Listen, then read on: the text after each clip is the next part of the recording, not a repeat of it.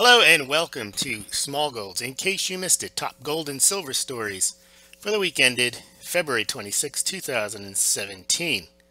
There is no global currency. That's Donald Trump at CPAC earlier this week. I view gold as the primary global currency. Alan Greenspan also this week. So Trump and Greenspan are clashing unknowingly in unrelated comments. What we're going to talk about today is the state of the international monetary system, the dollar, and the place of gold in it. Before we get started, I will mention, do not bet, in my opinion, on the SDR becoming part of the global international system, or having, it already is, but I mean having a more increased role in any new international financial system, especially while Trump is in office. And we'll get to that in a second. Also, in related news, French nationalist Marine Le Pen is favored to win the first round of presidential voting in April. Now, she is not favored to win the general election in the runoff. However, it is conceivable that she could win. It is not probable, but she could win. And why is that important?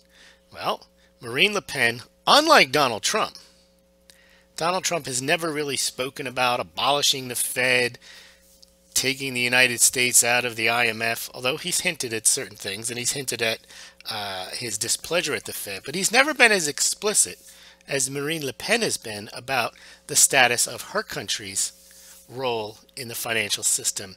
She vows to take France out of the euro and redenominate France's debt in francs. Now, that would be, without the hyperbole, a major sovereign default, perhaps the biggest sovereign default ever. And again, we talk about gold and insurance, and it was conceivable, again, not probable at the beginning of 2016, that Britain might leave the EU, and people ignored that potential threat. And those people in Britain who bought gold as a protection against the possibility of Brexit destroying the British pound were protected. Similarly, I would imagine those holding euros might be well served to have gold, in a sense, in case France basically decides it's not going to pay what it owes in euro. In any event, not investment advice, but just going along with my view that gold is insurance rather than some type of investment. It's more of a hedge against bad outcomes between people and parties, where parties can default. Gold does not default. It just is. It doesn't rely on any promises. And Marine Le Pen, if she does win, however unlikely, you would see an immediate disruption in the financial markets, especially the currency markets. Well, if we don't have enough issues with Le Pen mixing up the pot, we have Dutch nationalist Geert Wilders. He's expected to finish strong in the Netherlands parliamentary elections next month. He's been described as the Dutch Donald Trump. Now, again, this isn't even from him. The Dutch parliament is looking into the feasibility of leaving the euro. So you have the euro in this position where you already have Britain, who's taken itself out of the EU but not the euro because it wasn't part of the euro. Now you have openly two countries talking about leaving the euro, France and the Netherlands. You also have noises in Italy about weakening Italy's ties to the EU and perhaps leaving the EU. I mean, Italy would like to bail out its banks. It can't, because it can't print euros, something it can do if it moves back to the Italian lira. And against the backdrop of all this, the German Bundesbank has finally gotten the gold that it wished to get back from the New York Fed, and almost has all the gold back it wants to get back from Paris. And it published a complete list of the gold bars held in Germany, London, Paris, and New York Fed on February 23rd. So it seems all of Europe is taking at least precautionary measures, or taking proactive measures to either protect against the euro going under or to get out of the euro. And by the way, Alan Greenspan's comments above, I view gold as the primary currency, primary global currency, were against the backdrop of his concerns that the euro might collapse. So I would think that while where we sit today, there's a number of moving parts, none of them are probable, but they're all in motion, which makes them possible. And it's just something to think about when we look at where we see the international financial system going. Let's talk about Donald Trump at CPAC. Here's his quote. "There is no such thing as a global anthem, a global currency, or a global flag. I'm not representing the globe. I'm representing your country." Greenspan, "I view gold as the primary global currencies," while warning of a collapse in the euro. And Donald Trump, he's not a fan of the IMF. Now, the IMF is somewhat of a U.S. creation, came out of the Bretton Woods agreements in 1944, somewhat dominated by the United States. But right now, Christine Lagarde is French, and she's in charge of the IMF, or at least she's the president of it. Donald Trump is not a fan of these international financial arrangements because they don't put America first. We saw the congressman a couple of weeks ago write a letter to Janet Yellen saying that the Fed should not get involved in making financial arrangements internationally. So there is definitely a movement, as long as Trump is president, to pull out of these types of arrangements, which could do nothing but weaken these arrangements. We also saw how some of Trump's insiders are in favor of the euro somewhat going away and collapsing. So right now we're in a position where we have increased threats to the international monetary system from the U.S., as we just talked about, with Donald Trump and his kind of aversion to the IMF and international arrangements. He's definitely on record as saying he's against a global currency. Well, that would be your SDR. You have France with the Le Pen threat. You have the United Kingdom, which has already pulled out of the EU, other than the actual doing of it through triggering, I think it's Article 50. I don't remember the article, but they have to actually do it and then negotiate the terms of their exit. You've got issues from the Netherlands, as we just discussed. You have Italy and the Five-Star Movement. You have Greece, who's still having trouble paying its debt.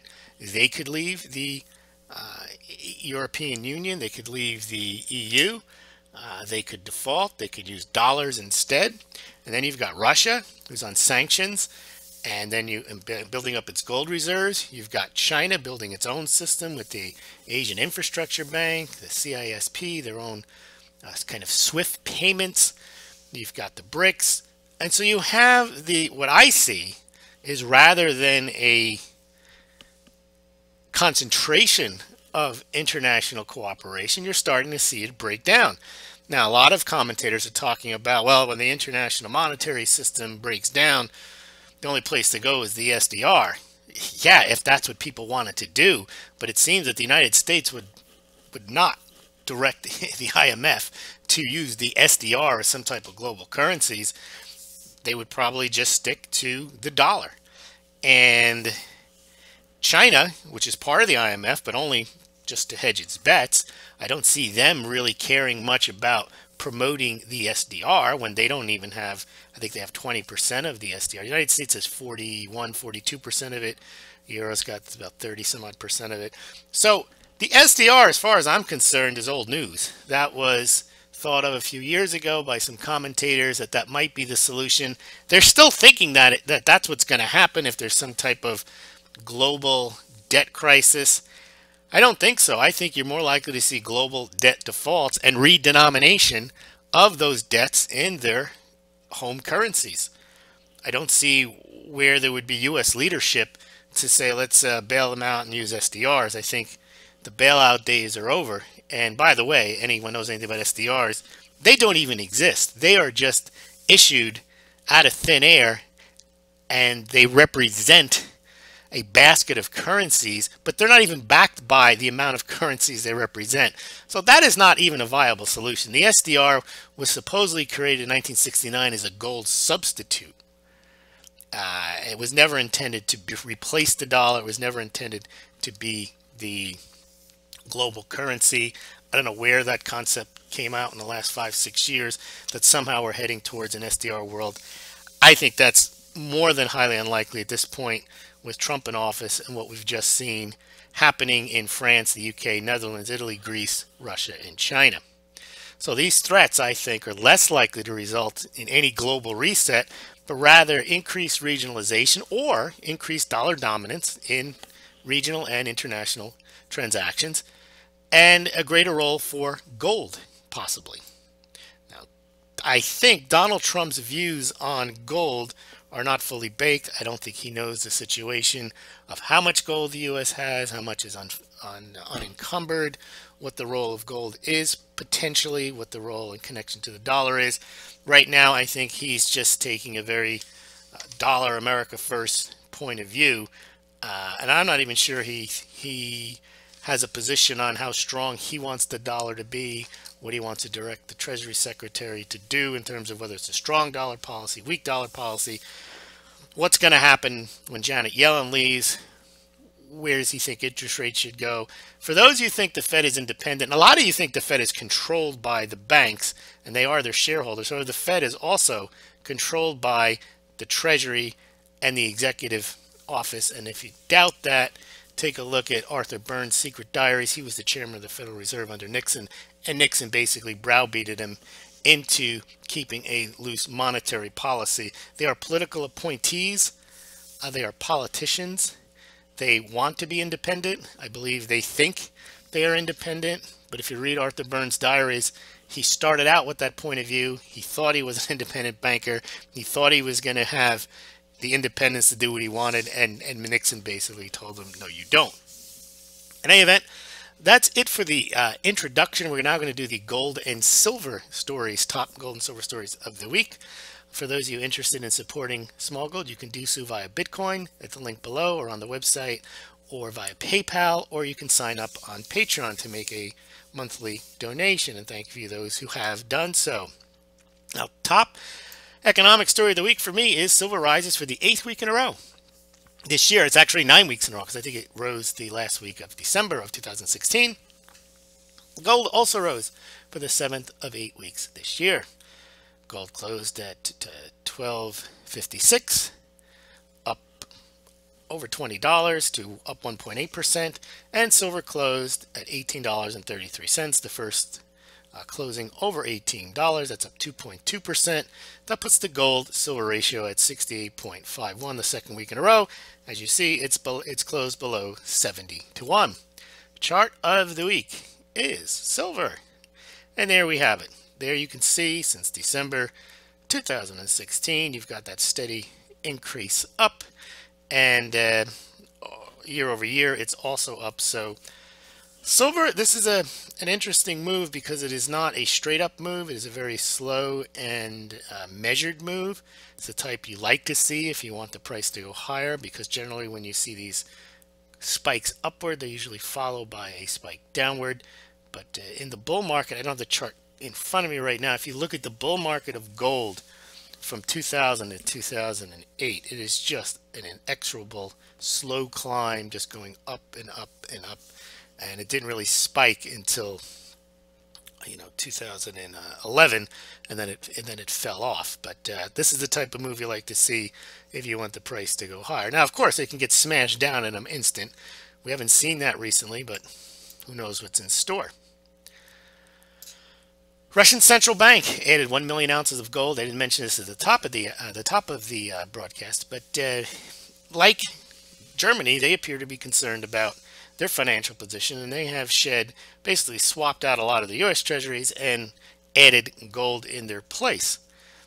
Interesting to note that while Germany got its gold back, Netherlands got its gold back from the U.S. Fed, they haven't added to their gold reserves. Here's the story. If you want the link, Euro to collapse warns Greenspan amid gold surge. This is the Bank of Mexico revealing the location list of its gold ingots. Most of their gold is overseas. It's not in Mexico, which is odd. Uganda to build gold refinery, Armenia to build gold refinery. So you see increased interest across the globe to have gold refineries built on site in country. And there's an interesting story about 3 gold artworks found in Scunthorpe treasure hunt. If you're interested in buying gold or silver, you can do so through the Smaulgld site or through the links below. Smaulgld receives a small commission if you do purchase your gold or silver from the merchants listed on the site and below, and you pay no more, no less than if you visited the sites directly. It's not investment advice to buy gold or silver, but if you are going to buy gold or silver and you've made the determination that it's right for you, please consider doing so by comparing pricing and shipping at the links below and on the Smaulgld site. And again, it's one way of helping out Smaulgld by making your purchases through the website or through the links below. Sunken treasure, another story. I like to follow these stories when people find gold. Is this part of a $17 million Sotheby gold loot at the bottom of the bay? That's in San Francisco. Gold looted from ancient empire returned to Romania. Another interesting story. Here's the war on cash. Russia is likely to adopt limits on cash transactions in the future. So it is a global phenomenon, this war on cash. Manufacturing was down, PMI slightly down, and you got the Fed chatter. Fed Harker's he sees 3 rate hikes appropriate in 2017. Now, they always use the word appropriate. Doesn't mean they're going to happen. They say they're just appropriate. Cash carry. The Fed really has a third mandate in its financial stability. Intimating that the markets are important. Fed's Meister say she's comfortable with rates moving higher. She's always been comfortable with that. They just haven't moved higher, at least from the Fed's perspective. U.S. Mint sales kind of tepid this month. I'm not going to go through them. We'll get them done at the end of the month. We'll do a full report on U.S. Mint, American Gold Eagle, American Gold Buffalo, American Silver Eagle sales at the end of the month. They were strong in January, not so strong in February. Existing home sales were up, highest in 10 years. Housing market still seems to be strong in terms of price, and the sales seem to be inching up in addition to just the price inching up. Oh, mayor hopes to spin gold in wake of Oroville Dam problem. So when you get these, we've seen this in Brazil and other places, when you get these floods in areas that used to be gold mining regions, you get some kind of, you loosen the alluvial soils and everything, and it becomes possible again to get a quick hit and get some gold. So they're hoping, the mayor's hoping to get some tourists there looking to take their pans and equipments out to the rivers and streams around there and see if they can pull out some gold. India is still pushing this sovereign gold bond where you give the government your gold and they give you a bond. They're on their 7th tranche. The first 6 were not very successful. As we mentioned, if you want to see the German Bundesbank complete list of gold bars, you can click on that link. Here's a headline I invented. They find themselves in a hole, and so they ask for a new shovel. Well, that's the French launching a draft Obama for presidential campaign. So France doesn't have enough problems that they think that drafting Obama to be the president of their country would help them out. Don't think so. Initial claims were up slightly. Now, here the U.S. Treasury Secretary, as I mentioned at the top of the broadcast, that Trump wasn't sure whether he wants a strong dollar or weak dollar. He says a strong dollar is a good thing. How strong, we don't know. We also covered what happens when foreigners dump U.S. Treasury securities. Not going to get into that at this moment. You can click on the link. You could check out the podcast yourself. University of Michigan, consumer sentiment is still high. Here's the link where the Dutch MPs order probe into whether Netherlands could leave the single currency. So you've got a lot going on this past week. I want to thank you for listening, and please subscribe to Smaulgld. Also subscribe to this YouTube channel and follow us on Twitter @Smaulgld. Thanks.